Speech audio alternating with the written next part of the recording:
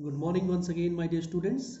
Continuing with our chapter 4, Process and Basis of Accounting, in which I have already told you about the process of accounting, the steps, 5 steps I have already discussed with you. Today I will tell you about the basis of accounting. What are the two bases on which accounting is based or it is done? Number one is cash basis and number two is accrual basis. Cash basis of accounting you all are very familiar. Under this basis, income are not recorded unless the cash is received, or expenses are only recorded when the cash is paid. Cash basis means whenever cash will be received or paid, then only the transactions are recorded. And this method is very popular, but it is not very practical. It is not very much approved. Accrual basis of accounting is approved, and I will explain you why. So cash basis, the advantages of cash basis of accounting are: it is very simple, realistic, it satisfies the conservative instinct of many people. Conservative instinct means unless and until the cash is received or cash is paid, uh, businessmen don't assume, many of the people do not assume it to be done. So it does not require the use of estimates and personal judgments, means to say it does not require any sort of accounting uh, knowledge. We just have to record cash received or cash paid in terms of accounting. It is suitable for those where most of the transactions are done in cash. But also there are some disadvantages. This cash basis of accounting does not give us true picture of profit or loss. It does not also follow the matching principle which I have discussed earlier. There is a great possibility of manipulation of profits in cash basis of accounting because payment can be delayed or payment can be made early, and income or other things, incomes may be postponed or collections may be made early also. Also, most important, Companies Act 2030 does not recognize this basis of accounting. They recognize accrual basis of accounting. Accrual basis of accounting means, and the recording is done or the transactions are recorded irrespective of the fact whether cash is received or not. Once the ownership is transferred, I explained earlier about accrual basis. Once the ownership of the goods or services is transferred, the entries or the even the transaction, whether cash is received or not or the payment is made or not, it will be recorded. Means to say, outstanding expenses are recorded. Outstanding expenses are those expenses which are not yet paid. Similarly, accrued income which we have earned but not received, it is also recorded because it will be received in near future or in the particular accounting period.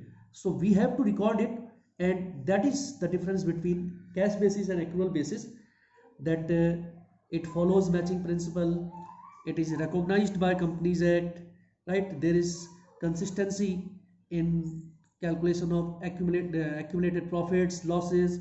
We can calculate, compute very easily net profit or net loss of the business. There are some differences, and with the differences you will be able to understand what are the features of cash and accrual basis of accounting. This basis records only cash transactions, cash basis. Accrual basis records both cash as well as credit transactions. Transactions are recorded when cash is actually received or paid, whereas here transactions are recorded only when cash is paid. Outstanding expenses, prepaid expenses, accrued incomes, income received in advance, they are not recorded, does not take into consideration, they are not taken care, they are not considered in cash basis. Here all are considered. Even if we have not paid, it is outstanding, we will record it in accrual basis, but in cash basis, because the cash is not paid yet, so we will not record it.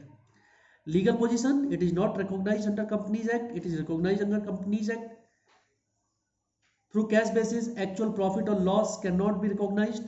हो सकता है हमारे पास cash show हो रहा हो इस समय 50,000, but because अभी हमने 30,000 रुपये की पेमेंट करनी है जो कि की नहीं है, तो हमें एक्चुअल कैश हमारे पास रहेगा सिर्फ 20,000, but according to cash basis cash shown will be 50,000, but in this basis cash हमारे पास दिखाएगा 50 माइनस उसमें से 30,000 आउटस्टैंडिंग जो हमने पे करना है, जो अभी पे नहीं किया वो भी हम रिकॉर्ड करेंगे, तो नेट कैश हमारे पास दिखाएगा 20,000.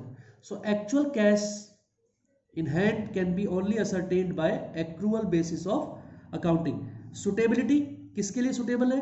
कैश बेसिस सुटेबल है प्रोफेशनल्स के लिए जो कैश में ही डील करते हैं नॉर्मली, डॉक्टर्स, लॉयर्स, राइट, और वो सब जो सिर्फ कैश में डील करती हैं.